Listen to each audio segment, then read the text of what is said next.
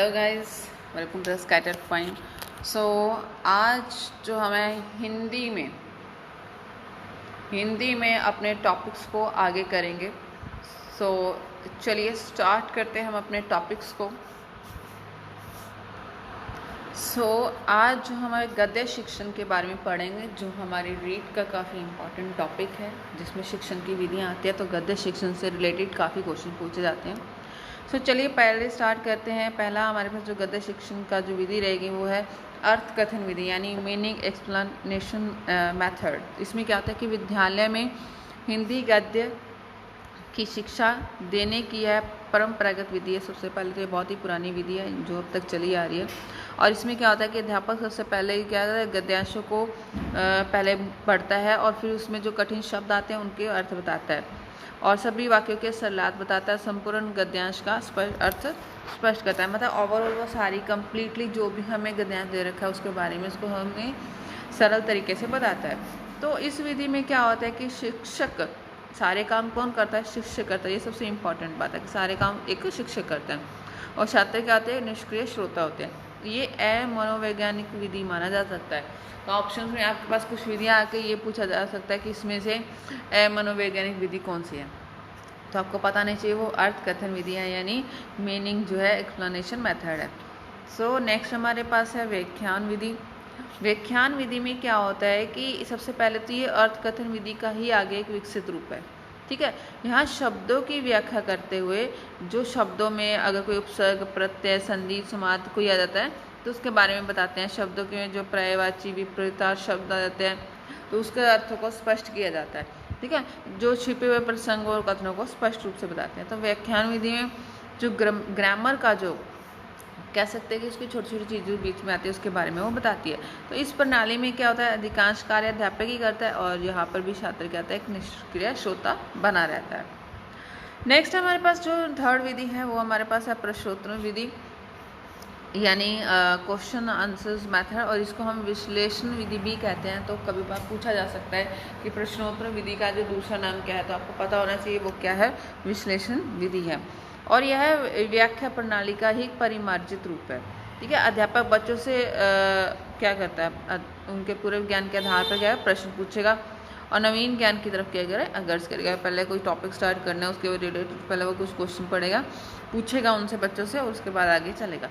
तो छात्रों को प्रश्न सुनकर उनके स्वयं सोचकर उत्तर देने के अवसर मिल जाते हैं यहाँ पर। ठीक है, और माध्यमिक स्तर पर अगर बात करें तो गद्य शिक्षण के लिए जो यह विधि सबसे अच्छी मानी जाती है। नेक्स्ट हमारे पास है समीक्षा विधि।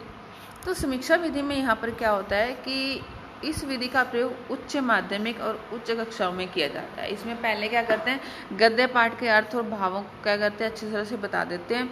और इसमें अध्यापक छात्रों को क्या करता है, पाठ्य वस्तु का भाव स्पष्ट करके उन्हें भाष्य तत्वों का ज्ञान प्रदान करता है। और इसी के आधार पर क्या करता है, छात्र जो है पाठ्य वस्तु के जो गुण दोषों को परखना मतलब समीक्षा करना। ठीक है, तो इसलिए छात्र को स्वयं काफ़ी करने का काम, मतलब काम करने के लिए काफ़ी टाइम मिल जाता है। वो खुद स्वयं काफ़ी काम करता है और यहाँ पर अध्यापक सिर्फ एक मार्गदर्शन के रूप में काम करता है। और ये काफ़ी अच्छी विधि मानी जाती है जो समीक्षा विधि है। नेक्स्ट हमारे पास है संयुक्त विधि। संयुक्त विधि में क्या होता है कि जब एक से ज़्यादा मेथड्स का यूज़ किया जाता है उसको संयुक्त विधि कहते हैं। यह माध्यमिक स्तर पर इन सभी प्रणालियों का आवश्यकता अनुसार मिश्रित रूप में हम यूज़ करते हैं कि जिस हिसाब से हमें यूज़ होना था हम काफ़ी मेथड को मिक्स करके इसका यूज़ कर लेते हैं।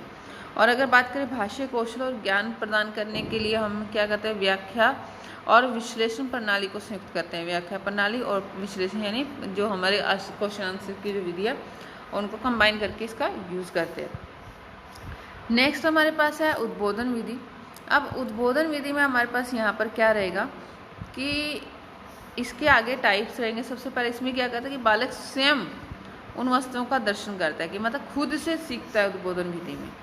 नेक्स्ट इसमें कौन कौन सी विधियाँ आती है, इसमें आती है एक तो प्रत्यक्ष वस्तु प्रदर्शन जिसको दृश्य विधान भी कहते हैं, प्रत्यक्ष क्रिया कहते हैं जिसको हम अभिनय भी कहते हैं। ठीक है, और प्रतिकृति इसमें आ जाता है। नेक्स्ट हमारे पास है चित्र, रेखा चित्र और मानचित्र। ठीक है, तो ये तीनों विधियाँ आपने याद रखनी है कि जो आपके पास उद्बोधन विधि है उसमें कौन कौन सी विधि आती है। एक तो प्रत्यक्ष वस्तु प्रदर्शन की आ जाती है, दूसरा हमारे पास है प्रत्यक्ष क्रिया जाती है, और तीसरी हमारे पास प्रतिकृति, और चौथा चित्र रेखा चित्र या मानचित्र। नेक्स्ट हमारे पास जो विधि है वो प्रवचन विधि है, जिसको हम कथन विधि भी कहते हैं। ठीक है, इसमें क्या होता है, इसमें हमारे पास क्या रहता है, अनुवाद रहता है कि उसके बारे अनुवाद करके बताया जाता है। ठीक है, कोश रहता है यहाँ पर हमारे पास इसमें। अब कोश में हम क्या करते हैं, जैसे मान लो हम डिक्शनरी की सहायता से कुछ वर्ड्स का उनको मीनिंग बताते हैं, वैसे ही यहाँ पर भी किया जाता है। फिर परिभाषाएं दी जाती है।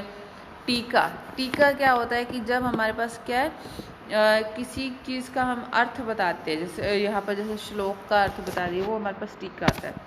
नेक्स्ट जो हमारे पास विधि है वो स्पष्टीकरण है। अब स्पष्टीकरण में हमारे पास क्या रहता है, व्युत्पत्ति रहती है, जिसमें हम उपसर्ग, प्रत्यय, संधि, ठीक है, समास के बारे में बताते हैं। फिर हमारे पास रहता है तुलना। तुलना में हम क्या करते हैं, पर्यायवाची हो गया, विलोम हो गया, अनेकार्थी शब्द हो गए, इसके बारे में बात करते हैं। नेक्स्ट हमारे पास है वाक्य प्रयोग हो गया, अंत कथा हो गई, प्रसंग के द्वारा हो गया। इसी प्रकार से नेक्स्ट हमारे पास विधि है वो है इकाई विधि होगी, अनुकरणात्मक विधि हो गई। ठीक है, नेक्स्ट हमारे पास व्याकरण अनुवाद हो गया।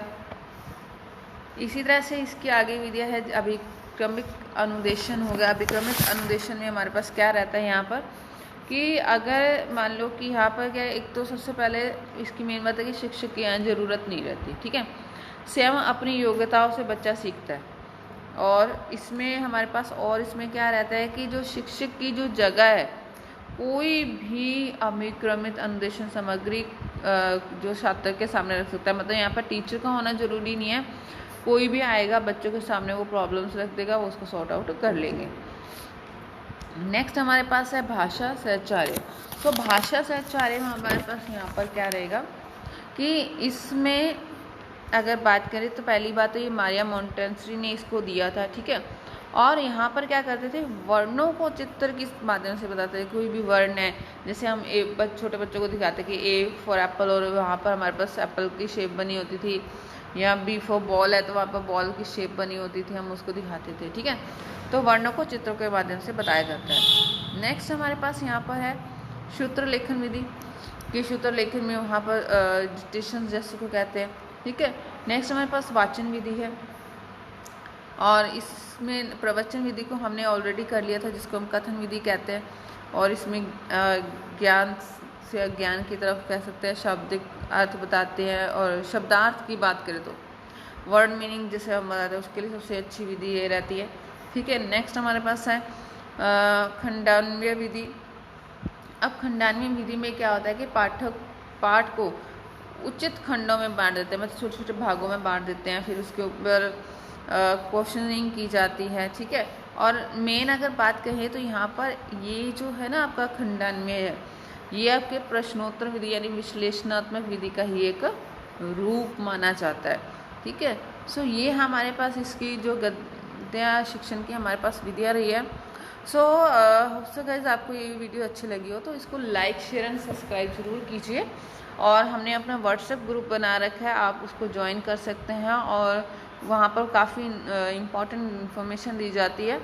सो आपको वहाँ से सारी इन्फॉर्मेशन मिल सकती है। आप डिस्क्रिप्शन बॉक्स में जाकर हमारे जो व्हाट्सएप ग्रुप को फॉलो कर सकते हैं। और नेक्स्ट हमारे पास जो है PDF भी प्रोवाइड करते हैं हम।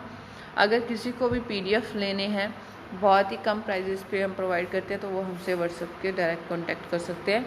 So thank you so much guys.